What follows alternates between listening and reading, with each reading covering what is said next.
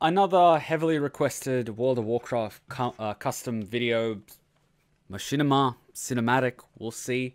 I did promise I was going to watch more of these ever since I saw how high quality they were and how much you guys enjoyed the sort of discussion and commentary behind my reaction. So let's get started with Wrynn by Crucial, who, if I recall, was called Hellscream back in the day, unless I'm mistaken.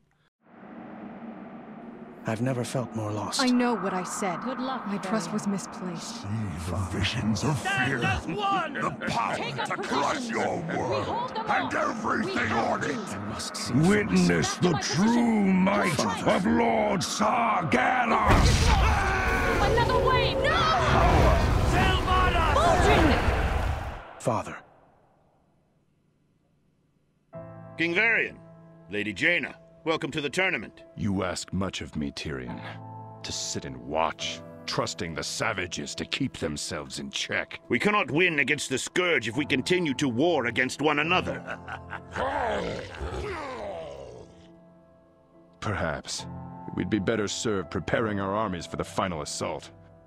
But if my presence is required in these games to gain your support in the battle, then I will remain. For now. Words of a fool.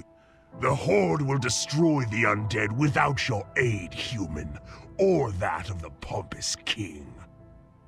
You know more than anyone.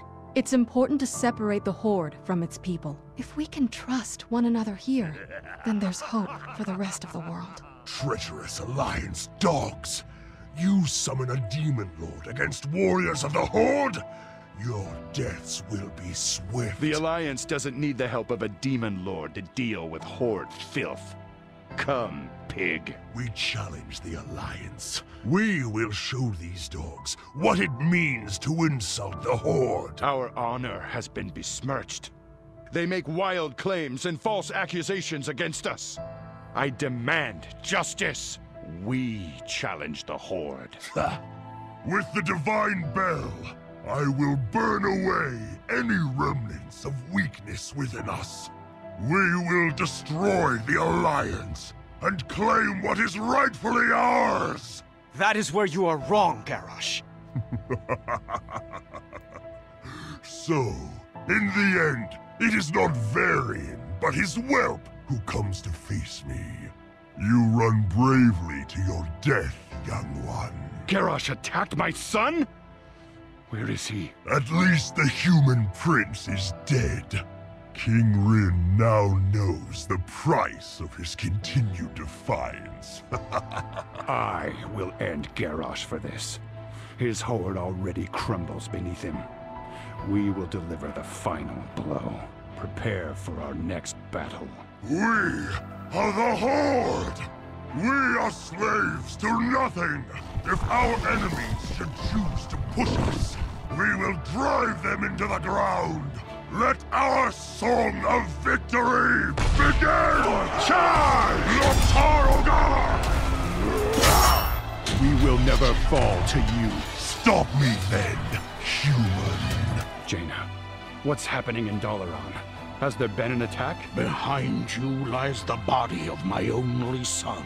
You have what you wanted, Your Majesty. I've purged the Horde from Dalaran. Nothing will keep me from him. What of the Sin'dorei? The Sun Reavers? Those that surrendered are being taken to the Violet Hold. Stand down, Muradin. Let a grieving father pass. I make no guarantees about those who chose to fight. I was not at the Wrathgate. But the soldiers who survived told me much of what happened. Your son fought with honor. Die! He died a hero's death. I was trying to negotiate with the Sin'dorei. I was opening discussions to bring them into the Alliance. By attacking their people, you forced their hand. You've driven them back to the Horde. He deserves a hero's burial. You're fooling yourself. They chose their own path. Once Horde, always Horde. I will not forget. You kicked them out of the Alliance, you bitch! I thank you, Highness. I see that now. Already they plot against us. Jaina, why are you crying? It was nothing, Your Majesty. Just I'm proud of my king. Do you see now, human? Tyrion, we will cleanse this world in steel and fire. Your pathetic alliance will fall to dust. Your new boy king will bow down and serve me, as will all of you. We will never give in to hopelessness. All will fall in the name of Hellstream. Together we will defeat you. You think after everything you can kill me? Dismantle the Horde. For the Alliance!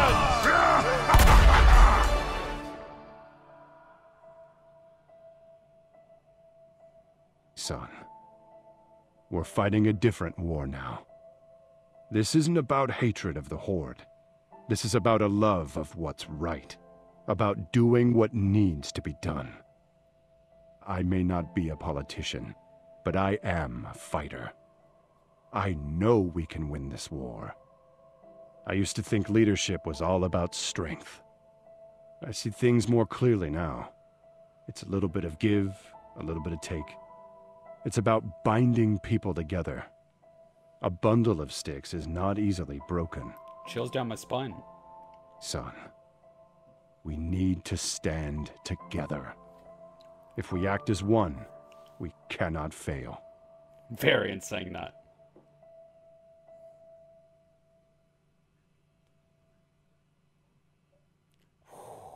Powerful stuff. It's like, all right, where do I start with it? I had that little outburst about the Sindori. Even when the High Elves were members of the Alliance, they were treated like second-class citizens. So the Alliance isn't exactly innocent of being assholes and being racist and sort of like that. Not to say the Horde doesn't have its fair share of problems, but like, the Alliance isn't squeaky clean either. Why do you think a lot of the Forsaken are Forsaken? They were turned to undead, but they weren't necessarily Horde. They had nowhere to go because they couldn't go back to the Alliance, so they had no choice. They had to band together, and essentially Sylvanas ended up joining the Horde. Had the Alliance, you know, been a little bit more accepting of, you know, the people that were raised from the dead, they would have joined the Alliance. They had no choice. So the Alliance isn't exactly, you know, the good guys. It's a matter of perspective and opinion. The Alliance has done plenty of things which are wrong, as has the Horde. And yes, there have been people in the Horde like Garrosh that have dropped those mana bombs on cities and committed genocide, but like, saying the Alliance is innocent, like, fuck off. And that's the whole point. It shows that there's like a moral compass that's not black and white. There is a lot of gray. And especially the journey of Varian when he was a lot younger. And then I haven't personally read the book, but I watched one of the summaries. It was either by Hellscream or by Noble. He was basically split into two. He was fighting in the gladiator pits and his other half was, you know, doing something else. And, you know, at that time when he was put together, he was purely a warrior. He just believed, like it was mentioned in this video, he believed in strength. He thought that was the way to lead. And of course, he was protecting his young son, Anduin, who at the time was nothing but, you know, like a baby, like a child, essentially. So he was doing what he thought was right. He was always fighting against a Horde. And at that time, Jaina was the one, you know, promoting peace. She was trying to say, hey, we're going to be peaceful with the Horde. We're going to find common ground. And at that time, you know, she was sided with Thrall. And this was throughout Wrath of the Lich King. She was pushing, you know, for tolerance. She was pushing for peace. You know, even after the Wrathgate and Dalaran, when Garrosh went up with Thrall for that discussion, I think it was about Yuldarar, just before the Lich King, Garrosh was picking a fight, and then so was Varian. He was picking a fight with Garrosh, and then Jaina's like, okay, I gotta get Varian out of here, and then Thrall's like, Garrosh, you're disappointing me, you're an embarrassment, you know, get a hold of yourself, you're acting like a teenage schoolgirl. So, like, at that time, Varian wanted to pick a fight, and at the time, Jaina was trying to get him to calm down, and then we saw Saurfang when his son died and when he went to collect his body in Icecrown Citadel. In that version, the Alliance is basically there, and then you've got Saurfang that basically walks up and is like, you know, that's my son, nothing will stop me from collecting his body. And then, you know, Varian's like let a grieving father pass. We saw it in this video, but at that time, Jaina gets really emotional because it was the first time that Varian could sort of empathize with the Horde. He could, you know, look past the fact that they're green, that they're a different race, and actually see the humanity in them.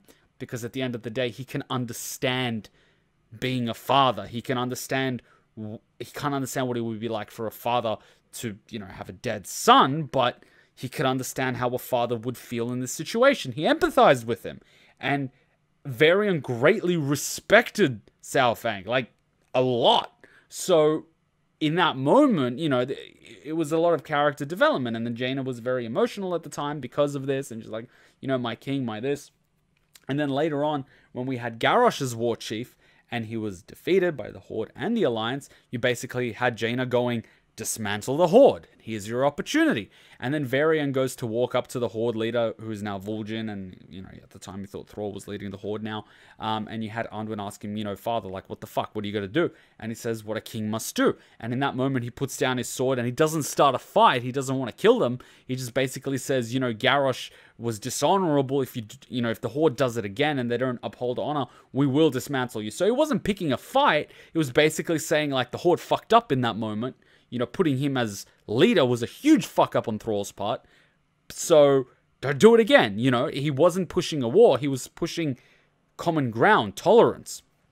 And then we had Legion, where, you know, the entire Alliance started hating the Horde after the tactical retreat, where Varian died, and it was a trap. Like, there's still a lot of tension because of that. But we see there is a lot of... There's two sides to every story.